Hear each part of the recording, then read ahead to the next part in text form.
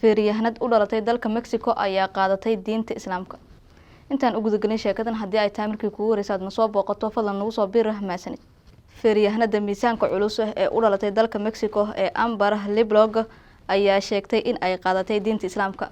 Waxayna sheegtay in ay heshay qaadashadeedii diinta Islaamka kadib farxad iyo liibaan aysan weligeeda horay u arag. Sida ay ku soo warantay Khadija Times 35 jirtan ayaa diinteeda Islaamka qaadashadeeda waxa ay ku soo bandhigtay baraheeda bulshada. Waxa ayna sheegtay in ay heshay firfircooni, farxad iyo liibaan aysan arag intii ay nooleeda ayna haysatay diimaha kale ee ka baxsan Islaamka. Bishii la soo dhaafay ee dhan waxa aan qaadanayay xaaladda ii horseeday in aan dareemo farxad iyo liibaan ay tiri feeriyahanadan. Waxay u mahad celisay ehelkeeda iyo saaxiibadeeda oo gacan weyn ka geystay in ay qaadato diinta Islaamka. Diinta Islaamka ayaa ah diinta ugu faafitaanka badan caalamka waxaana la sheegaa in maalin kasta ay ku soo biiraan kumanaan qof